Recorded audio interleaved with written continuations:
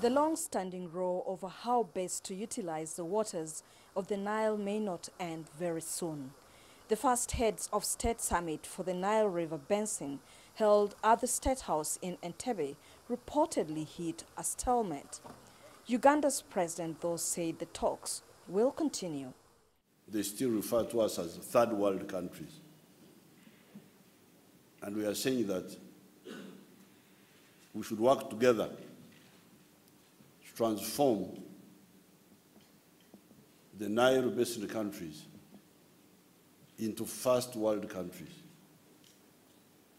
In other words, do away with the backwardness, industrialize the Nile Basin so that we have got modern societies. Tension rose when Ethiopia began the construction of a dam on the Nile due to be commissioned this year. The Rennaissance dam is thought to be the biggest in Africa. Egypt maintains the country's upstream can't build dams or irrigation schemes without its consent because this will reduce the volume of water flowing down. More meetings are expected to be held to find a lasting solution on the Nile impasse. Heads of state say they are committed to resolving this and reaching a common position on the matter.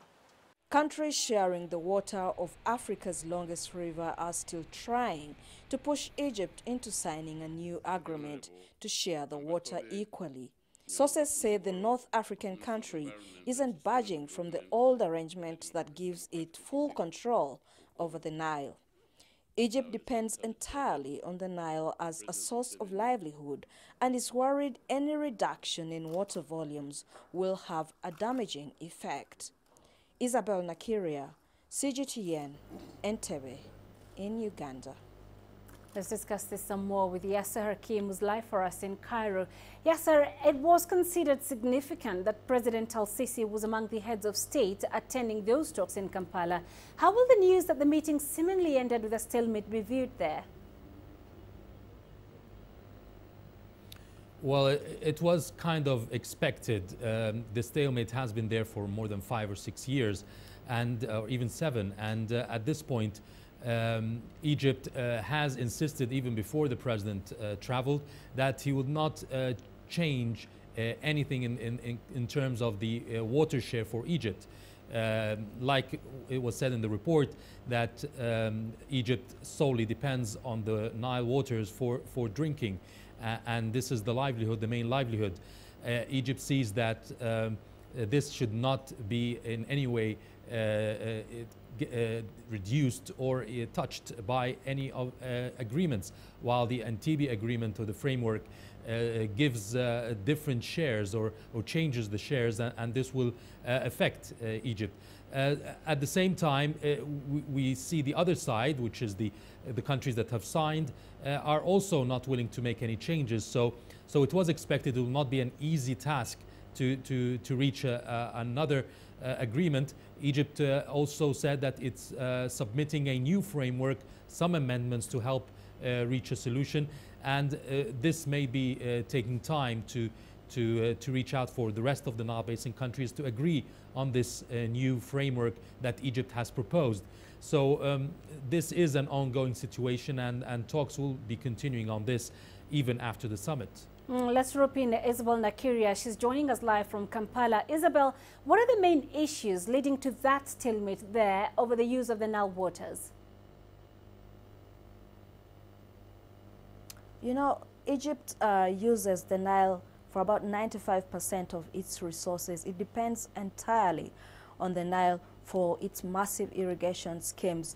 And on top of that, it's located in the desert. So any kind of diversion of the waters will affect it entirely.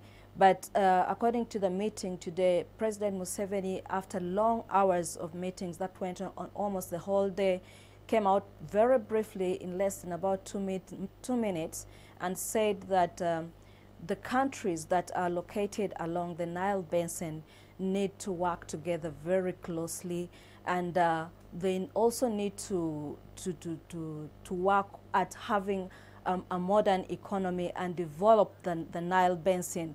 It was kind of a scathing attack to Egypt, because he says that the waters need to be developed. But according to Egypt, it needs massive control over the Nile, so that any person, any country, I mean, that wants to develop anything like maybe irrigation schemes or dams on the Nile will need to seek consent from it. And that is what the other countries do not agree.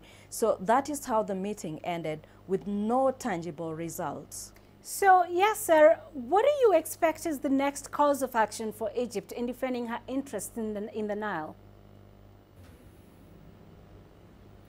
Well, there is going to be a lot of discussions, maybe on bilateral terms.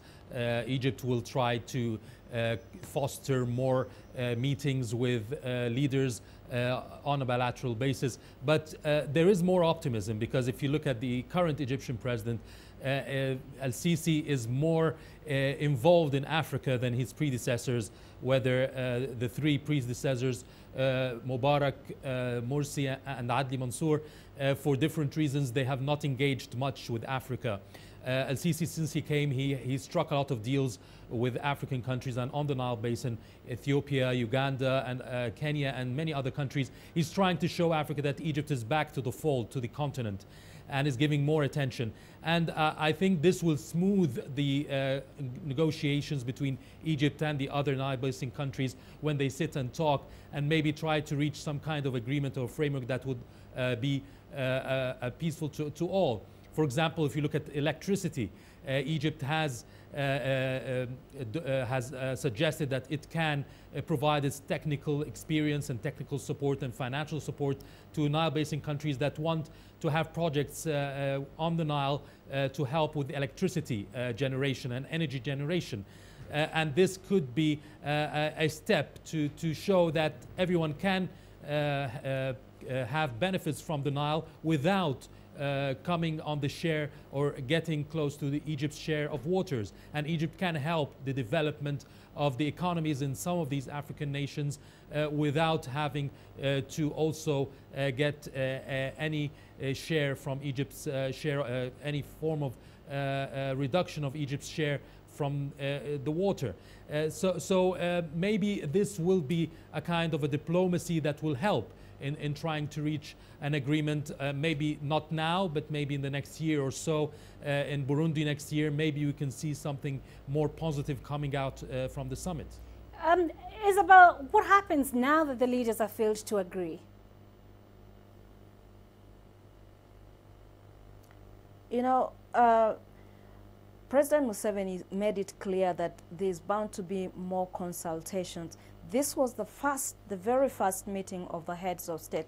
No any other meeting of heads of states has ever happened since this impasse started. The meetings that went on well before were meetings by representatives of the governments or ministers.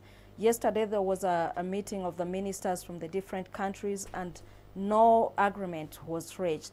The meeting went on for hours, up to, we are told, up to about midnight, and that was what happened the previous day as well. And today again, there were meetings for hours and no concrete conclusion was reached. So President Museveni, who is chairing the Nile Basin initiative at the moment, says they'll need to work together, they'll need to consult more, they'll need to talk until they probably come to an agreement, because the Nile is a river that all these countries depend on. And though Egypt insists that without it, it cannot do much, other countries too need to develop their countries. And President Museveni made it clear that these countries need to be stopped.